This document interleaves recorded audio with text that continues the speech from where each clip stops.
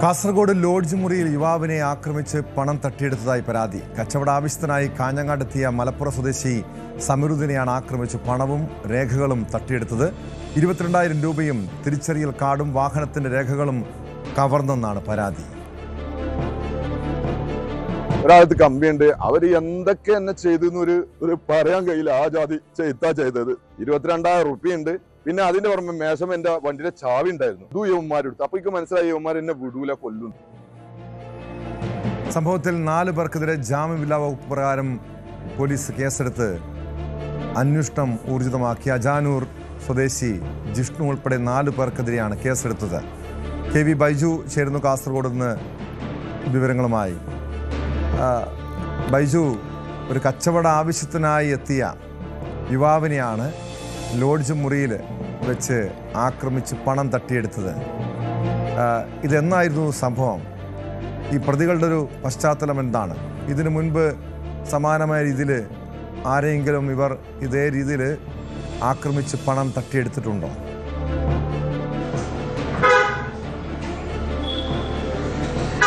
ചൊവ്വാഴ്ചയാണ് ഈ സംഭവം നടന്നത്. അതായത് മലപ്പുറം സ്വദേശി ഷമറുദ്ദീൻ എന്ന് പറയുന്നയാൾ കച്ചവട ആവശ്യത്തിനാണ്. അത് പല ജില്ലകളിലും ഇദ്ദേഹം ഇങ്ങനെ സഞ്ചരിക്കാറുണ്ട്. അങ്ങനെ കാസർഗോഡ് ജില്ലയിൽ എത്തിയതാണ്. നോർത്ത് കോട്ടച്ചേരിയിലെ ഒരു ലോഡ്ജിൽ മുറിയെടുക്കുകയും പിന്നീട് അതിന് തൊട്ട് എതിർവശമുള്ള ഒരു ബാറിൽ മദ്യപിക്കുമായിരുന്നു. അവിടെ നിന്നാണ് ഈ അജാനൂർ വെള്ളിക്കോത്ത് സ്വദേശിയായ ജിഷ്ണു ഇയാളെ പരിചയം നടക്കുകയും ഇയാളുടെ ഫോൺ ഒരു കോൾ വിളിക്കാൻ എന്ന് പറഞ്ഞ് വാങ്ങുകയും പിന്നീട് പരിചയം നടക്കുകയും ചെയ്ത് മറ്റൊരു ബാറിലേക്ക്, അതായത് അലാമിപ്പള്ളി ബസ് സ്റ്റാൻഡിന് സമീപമുള്ള മറ്റൊരു ബാറിലേക്ക് കൂട്ടിക്കൊണ്ടുപോകുന്നു. അവിടെ നിന്നാണ് ഈ ജിഷ്ണു, അതോടൊപ്പം ജിഷ്ണുവിന്റെ കൂട്ടാളികളായ മറ്റ് 3 പേർ, ഇവർ 4 പേർ ചേർന്ന് ഇയാളെ ഉപദ്രവിച്ചതിന് ശേഷം ഇയാളെ അവിടെ നിന്നും ഇയാളുടെ മുറിയിലേക്ക്, ലോഡ്ജിലേക്ക് ഇയാളെ ബലമായി കൂട്ടിക്കൊണ്ടുവന്ന് അവിടെ നിന്നും ഇദ്ദേഹത്തിന്റെ പണം, 22,000 രൂപ പണം, അതോടൊപ്പം ചില രേഖകൾ, ഇങ്ങനെയൊക്കെയുള്ള സാധനങ്ങൾ, അതോടുകൂടി ഇയാളുടെ വാഹനത്തിന്റെ താക്കോലും ഇവർ എടുത്തു. അതാണ് FIR-ൽ പറയുന്നത്. അങ്ങനെ ക്രൂരമായി മർദ്ദിച്ചു, ഇരുമ്പ് വടി കൊണ്ടും മറ്റും മർദ്ദിച്ചു എന്നാണ് FIR-ൽ രേഖപ്പെടുത്തിയിട്ടുള്ളത്. അങ്ങനെ ക്രൂരമായ മർദ്ദനം ഏൽക്കേണ്ടി വന്ന ഇയാളെ കാഞ്ഞങ്ങാട് തന്നെയുള്ള ചില ആളുകൾ, തദ്ദേശീയരായ ആളുകൾ ചേർന്നാണ് പിന്നീട് പോലീസ് സ്റ്റേഷനിൽ കൊണ്ടുപോകുന്നതും പരാതി നൽകുന്നത്. ഇന്നലെയാണ് ഇവരുടെ പരാതി FIR കേസ് രജിസ്റ്റർ ചെയ്യുന്നത്. ഇതിൽ ജാമ്യമില്ലാ വകുപ്പ് പ്രകാരം കേസ് എടുത്തിട്ടുണ്ട് പോലീസ്. ഈ ജിഷ്ണു, അതോടൊപ്പം കണ്ടാൽ അറിയാവുന്ന 3 പേർ, ഇങ്ങനെ 4 പേർക്കെതിരെയാണ് പോലീസ് കേസെടുത്തിട്ടുള്ളത്. അതിൽ പോലീസ് ഇതിൽ പറയുന്നത് ഇത്തരത്തിലൊരു സംഘം ഈ ബാറുകൾ കേന്ദ്രീകരിച്ച് ഉണ്ട് എന്ന് തന്നെയാണ്. അതായത് മറ്റ് ജില്ലകളിൽ നിന്ന് ഉള്ളവരെ തേടിപ്പിടിച്ച് ഇങ്ങനെ പണം തട്ടിയെടുക്കുക, അങ്ങനെയുള്ളൊരു സംഘം. അത് സ്വാഭാവികമായും ഇങ്ങനെ വരുന്നവർ പരാതി നൽകാൻ തയ്യാറാകാത്ത, അല്ലെങ്കിൽ പരാതി നൽകാതെ പോകുന്ന ഒരു സാഹചര്യമാണ്. അതുകൊണ്ട് തന്നെ ഈ സംഘത്തിന് വീണ്ടും വീണ്ടും ഇത്തരം സംഭവങ്ങൾ ആവർത്തിക്കാനുള്ള ഒരു സാഹചര്യത്തിൽ ഇടയാക്കുമെന്നാണ് പോലീസ് പറയുന്നത്. ഏതായാലും ഈ സംഭവത്തിൽ തദ്ദേശീയരായ യുവാക്കൾ ഇടപെടുകയും ഇദ്ദേഹത്തിന് സഹായമായി എത്തുകയും പിന്നീട് ഓസ്തൂർക്ക് പോലീസിൽ പരാതി നൽകുന്ന സാഹചര്യമാണ്. ഇന്നലെയാണ് ഓസ്തൂർക്ക് പോലീസിനെ സംബന്ധിച്ച് FIR രജിസ്റ്റർ ചെയ്യുന്നത്. ഈ പ്രതികളെല്ലാം ഒളിവിലാണ്, ജിഷ്ണു ഉൾപ്പെടെ. ഈ ജിഷ്ണു നേരത്തെയും പല കേസുകളിൽ പെട്ടിട്ടുണ്ടെന്നാണ് നമുക്ക് ലഭിക്കുന്ന വിവരം. ഏതായാലും പോലീസ് സംബന്ധിച്ച് അന്വേഷണം നടത്തുന്നുണ്ട്. സമാനമായ രീതിയിൽ ഈ ബാറുകളിൽ എത്തുന്ന അല്ലെങ്കിൽ ലോഡ്ജുകളിൽ താമസിക്കുന്ന ആളുകളിൽ നിന്നും ഇത്തരം തട്ടിപ്പ് നടത്തുകയും അതോടൊപ്പം ആക്രമിക്കുകയൊക്കെ ചെയ്ത സംഭവങ്ങൾ ഉണ്ടോ എന്നതും പോലീസ് അന്വേഷിക്കുന്നുണ്ട്. പോലീസ് ഇത് വളരെ ഗൗരവമായി തന്നെ എത്തിയിട്ടുണ്ട്. കാരണം നമുക്കറിയാം, നമുക്ക് മറ്റ് പല ആവശ്യങ്ങൾക്കും മറ്റ് ജില്ലകളിലേക്ക് പോകേണ്ട സാഹചര്യം ഉണ്ടാകും. അങ്ങനെ ഉണ്ടാകുമ്പോൾ ഇത്തരം സംഭവങ്ങൾ ഉണ്ടാകുന്നത് വലിയ ബുദ്ധിമുട്ടാണ്. അങ്ങനെ പരാതി നൽകാനോ ആ കേസിന് പിറകെ നടക്കാനോ ആരും തയ്യാറാവാത്ത സാഹചര്യമുണ്ട്. അത് മുതലെടുത്താണ് ഈ ഒരു സംഭവം ഉണ്ടായത് എന്നാണ് പോലീസ് പറയുന്നത്. അതുകൊണ്ടാണ് പോലീസ് ഇതിൽ ജാമ്യമില്ലാ വകുപ്പ് ഉൾപ്പെടെ ചുമത്തിയിട്ടുള്ളത്. ഏതായാലും പോലീസ് ഈ പ്രതികൾക്കായുള്ള അന്വേഷണം ഊർജിതമാക്കിയിട്ടുണ്ട്. ജിഷ്ണു ഉൾപ്പെടെ 4 പേർ. പശ്ചാത്തലമുള്ള വ്യക്തിയാണ് വിഷ്ണുവും അതോടൊപ്പം മറ്റു കൂട്ടാളികളുമെന്ന കൃത്യമായ വിവരം പോലീസ് നൽകുന്നുണ്ട്. ഇതേ രീതിയിൽ തന്നെ ആളുകളെ കബളിപ്പിച്ച് പണം തട്ടുന്നതാണോ ഇവരുടെ രീതി? എങ്ങനെയാണ് ഈ പരാതിക്കാരനിലേക്ക് ഇവരെത്തുന്നത്? എങ്ങനെയാണ് അവർ ആ ലോഡ്ജ് മുറിയിലേക്ക് എത്തുന്നത്? അവരുമായിട്ടുള്ള, അതായത് ജിഷ്ണുവും സംഘവുമായിട്ടുള്ള എന്തെങ്കിലും ഇടപാടിൻ്റെ ഭാഗമായിട്ടാണോ ഈ പരാതിക്കാരൻ ലോഡ്ജിലെത്തിയത്?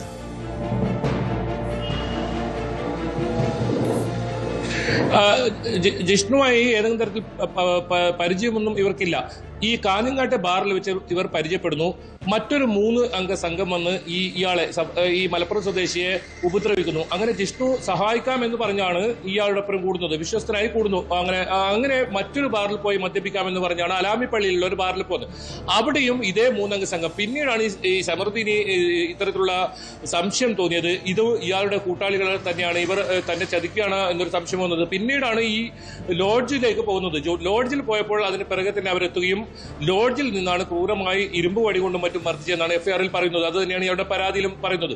അങ്ങനെ അവിടെ നിന്നും ഈ പണം, പേഴ്സ് ഉൾപ്പെടെ കവർ ചെയ്യുന്നു.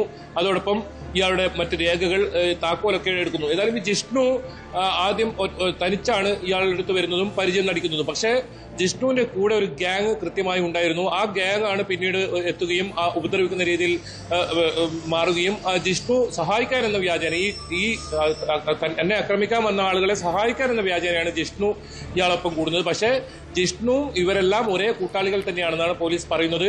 അത് മാത്രമല്ല, ടോം പറഞ്ഞതുപോലെ തന്നെ കൂടുതൽ ആളുകൾ ഇങ്ങനെ ഇവരുടെ ഈ ഒരു തട്ടിപ്പിന് ഇരയായിട്ടുണ്ട്, അല്ലെങ്കിൽ ഇങ്ങനെ അക്രമത്തിന് ഇരയായിട്ടുണ്ടെന്നാണ് പോലീസ് വിശ്വസിക്കുന്നത്. കാരണം ബാറുകൾ കേന്ദ്രീകരിച്ച് മദ്യപിക്കാൻ മറ്റ് ജില്ലകളിൽ നിന്നുള്ളവരൊക്കെ എത്തുമ്പോൾ അവർ ഇത് പരാതി നൽകാനൊന്നും തയ്യാറായ സാഹചര്യം ഉണ്ടാവും. ഇയാളെ കൊല്ലാൻ ശ്രമിക്കുന്നു, അതായത് കെട്ടിടത്തിന്റെ മുകളിൽ നിന്നും താഴേക്ക് എറിഞ്ഞ് കൊല്ലാൻ ശ്രമിക്കുന്നു. അങ്ങനെ ഇയാൾ അവിടെ നിന്നും ഓടി രക്ഷപ്പെടുകയായിരുന്നു. അങ്ങനെ അത് കണ്ടാണ് തദ്ദേശീയരായ ആളുകൾ ഇയാളെ സഹായിക്കാൻ എത്തുന്നതും പോലീസ് സ്റ്റേഷനിൽ എത്തിക്കുന്നതും പരാതിയായി വരുന്നതും. ഏതായാലും ഇത് വലിയ ഒരു സംഘം ഇങ്ങനെ പ്രവർത്തിക്കുന്നുണ്ട്. അവരെ കേന്ദ്രീകരിച്ച് അന്വേഷണം നടത്തുമെന്ന് തന്നെയാണ് ഹോസ്റ്റൽ പോലീസ് വ്യക്തമാക്കിയിട്ടുള്ളത്. ഈ പ്രതിയെ പിടികൂടാനുണ്ട്, ജിഷ്ണു എന്ന് പറയുന്ന പ്രതിയെ പിടികൂടാനുണ്ട്. ഇയാളുടെ ഒപ്പമുള്ളത് ആരാണെന്നുള്ളത് തിരിച്ചറിയാൻ ബൈജു, അതോ ഇവർ സംസ്ഥാനം വിട്ടിരിക്കാനുള്ള സാധ്യതയുണ്ടോ? എന്താണ് പോലീസിന്റെ ഒരു നിഗമനം? എന്താണ്?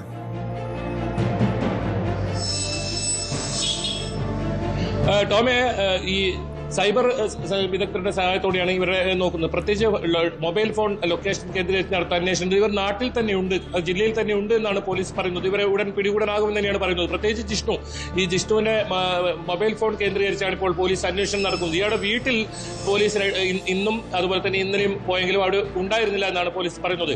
ഇയാൾ ഒളിവിലാണ്, പക്ഷേ അത് കാസർഗോഡ് ജില്ലയിൽ തന്നെ ഉണ്ടാകും. ഇവിടെ നിന്നും ജില്ല വിട്ട് പോയിട്ടില്ല എന്ന് തന്നെയാണ് പറയുന്നത്. ഇയാൾക്കെതിരെ മറ്റ് കൂടുതൽ പരാതികൾ ഉണ്ട് എന്നാണ് പോലീസ് പറയുന്നത്. അങ്ങനെയെങ്കിൽ ആ പരാതികൾ ഏതൊക്കെയാണ്? അത്തരം സംഭവങ്ങൾ പോലീസ് കൃത്യമായി അന്വേഷിക്കുന്നുണ്ട്. ഈ സംഘത്തിന്റെ പ്രവർത്തനം ഇങ്ങനെയാണ്. ഇവർ തന്നെ ആരെങ്കിലും ഒരാളെ ആക്രമിക്കും, അതിൽ ഒരാൾ സഹായിക്കാൻ എന്ന വ്യാജനെ ഒപ്പം കൂടും. പിന്നീട് ഇവരെല്ലാം ഒന്നിച്ചു ചേർന്ന് അവരെ ആക്രമിച്ച് പണം തട്ടുന്ന ഒരു രീതി, അതാണ് ഈ കേസിൽ നടന്നിട്ടുള്ളത്. ഏതായാലും തദ്ദേശീയരായ ആളുകൾ കൃത്യമായി ഇടപെട്ടതുകൊണ്ടാണ് ഈ ഒരു സംഭവം പുറത്തറിയുന്നതും ഇങ്ങനെ വലിയ തോതിലുള്ള അക്രമം ബാറുകൾ കേന്ദ്രീകരിച്ച് നടക്കുന്നുണ്ടെന്ന വിവരം പുറത്തു വരുന്നതും. ഏതായാലും പോലീസ് അതുകൊണ്ട് തന്നെയാണ് വളരെ ഗൗരവമായി വിഷയം എടുത്തിട്ടുള്ളത്. ഏതായാലും ഇയാളെ ഉടൻ പിടികൂടാനാകും തന്നെയാണ് പറയുന്നത്. ഇയാൾ കാസർഗോഡ് ജില്ലയിൽ തന്നെയുണ്ട്. ഇയാളുടെ മൊബൈൽ ടവർ ലൊക്കേഷനൊക്കെ അന്വേഷിച്ച് അതോടൊപ്പം വീട്ടിലൊക്കെ പോയതിന്റെ അടിസ്ഥാനത്തിൽ വീട്ടിലേക്ക് ഇയാൾ വിളിച്ചിട്ടുണ്ടെന്നാണ് പറയുന്നത്. അങ്ങനെ ഇയാൾ ഇവിടെ തന്നെ ഉണ്ട്, കാസർഗോഡ് ജില്ലയിൽ തന്നെ ഉണ്ടെന്നാണ് പോലീസ് പറയുന്നത്. ഏതായാലും ജാമ്യമില്ലാ വകുപ്പാണ് ഈ 4 പേർക്കെതിരെയും, ജിഷ്ണു ഉൾപ്പെടെ 4 പേർക്കെതിരെയും ചുമത്തിയിട്ടുള്ളത്. ഉടൻ തന്നെ പിടികൂടാനാകുമെന്നാണ് പോലീസ് പറയുന്നത്.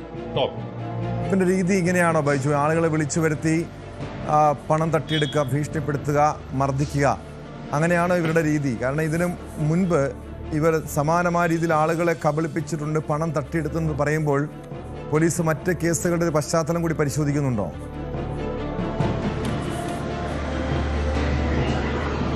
ഉണ്ട് ടോം, തീർച്ചയായും. ഇത് ഈ പ്രധാനമായും ഇവരുടെ തട്ടിപ്പിന്റെ കേന്ദ്രം ഈ ഒരു ബാറുകളാണ്. ബാറുകളിൽ ഇവർ കൃത്യമായി മനസ്സിലാക്കും മറ്റു ജില്ലകളിൽ നിന്നുള്ള ആളുകൾ, സാധാരണക്കാരായ ആളുകളായിരിക്കും ഇവർ കൃത്യമായി ടാർഗറ്റ് ചെയ്യുന്നത്. അങ്ങനെ സാധാരണക്കാരായ ആളുകൾ മറ്റ് ജില്ലയിൽ നിന്ന് ആളുകളാണോ എന്ന് കൃത്യമായി കണ്ടെത്തും. അത് കണ്ടെത്തിയാൽ ഇയാൾ വിവരം നൽകിയതിനനുസരിച്ച് മറ്റ് ആളുകൾ, ഇയാളുടെ കൂട്ടാളികൾ അവിടെ എത്തും. അവർ കൃത്യമായി ഇവരുടെ ഇതേ ടേബിളിൽ ഇരുന്ന് ചെറിയ തോതിലുള്ള ഇവരുടെ തർക്കങ്ങളൊക്കെ ഉണ്ടാക്കുന്ന ഒരു സാഹചര്യത്തിലേക്ക് പോകും. അങ്ങനെ രക്ഷകനായി ഈ ജിഷ്ണുവിനെ പോലുള്ള ആളുകൾ അവിടെ എത്തുകയും വിശ്വസ്ത അവരുടെ നിന്നും നേടുകയും അവരെ പിന്നീട് മറ്റു സ്ഥലത്തേക്ക് കൊണ്ടുപോവുകയും ചെയ്യും. അങ്ങനെയാണ് ഈ ഷറഫുദ്ദീനും ഇവരുടെ കെണിയിൽ വീണത്. മറ്റൊരു ബാറിലേക്ക് പോകാം, അവിടെ സൗകര്യമായി മദ്യപിക്കുക, ഇത്തരം പ്രശ്നങ്ങളൊന്നുമില്ല എന്ന് പറഞ്ഞു അവിടെ കൊണ്ടുപോകുന്നു.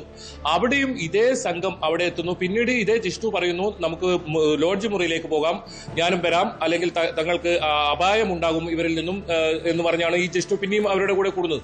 ഇതേ രീതിയിലാണ് ഇവർ പല ആളുകളെയും ഈ ബാറുകളിൽ നിന്ന് ഇത്തരത്തിൽ കൊണ്ടുപോയിട്ടുള്ളതാണ് മനസ്സിലാക്കാൻ സാധിക്കുന്നത്. അങ്ങനെ പരാതി നൽകാത്ത ഒരുപാട് സംഭവങ്ങളുണ്ട്. അത് ഈ ബാറിൽ സ്ഥിരമായി വരുന്ന ആളുകൾ അങ്ങനെ പറയുന്നുണ്ടെന്നാണ് പറയുന്നത്. ഇങ്ങനെ പല ആൾക്കാർക്കും ഇത്തരം അനുഭവം ഇതേ സംഘത്തിൽ നിന്നുണ്ടായി എന്നാണ്. ഇത് ഒരു സംഘമല്ല, ഒന്നിലേറെ സംഘങ്ങൾ ഇങ്ങനെ പ്രവർത്തിക്കുന്നുണ്ടെന്ന് മനസ്സിലാക്കാൻ സാധിക്കും. ഇത് കാസർഗോഡ് കാഞ്ഞങ്ങാട്ടെ മാത്രം ഒരു സാഹചര്യമല്ല, ഇത് പല ഇത്തരത്തിലുള്ള ബാറുകളിലും ഇത്തരം സംഭവങ്ങൾ ഉണ്ടെന്നാണ് പോലീസ് പറയുന്നത്. ഈ രീതിയിൽ കവർച്ച നടത്തുക, ആളുകളെ ഭയപ്പെടുത്തുക, മർദ്ദിക്കുക, ഇത് വഴങ്ങിയില്ലെങ്കിൽ മർദ്ദിക്കുക, അതാണ് ഇതിൽ ഏറ്റവും പ്രധാനം. ഇരുമ്പ് വടി കൊണ്ടാണ് ഇയാളെ ക്രൂരമായി മർദ്ദിച്ചത്. അയാൾ വിവരിക്കുന്നത് തന്നെ മനസ്സിലാക്കാം. ഏതായാലും പോലീസ് ഇതിൽ വിശദമായ ഒരു അന്വേഷണം നടത്തി ഈ പരാതിയിൽ കഴമ്പുണ്ടെന്ന് കണ്ടെത്തിയതിനെ തുടർന്നാണ് ഇന്നലെ എഫ്ഐആർ ഇടുന്ന സാഹചര്യം ഉണ്ടായത്. പോലീസ് ഈ ബാറിലും പോയി, അതുപോലെ തന്നെ ഈ നോർത്ത് കോട്ടച്ചേരിയിലുള്ള ലോഡ്ജിലും പോയി കൃത്യമായ പരിശോധന നടത്തി. ആ പരിശോധനയിൽ ഗ്ലാസുകളൊക്കെ അവിടെ തകർന്നിട്ടുണ്ട്, ഗ്ലാസ് അടിച്ചു പൊളിച്ചിട്ടുണ്ട് ഈ ഒരു സംഘം.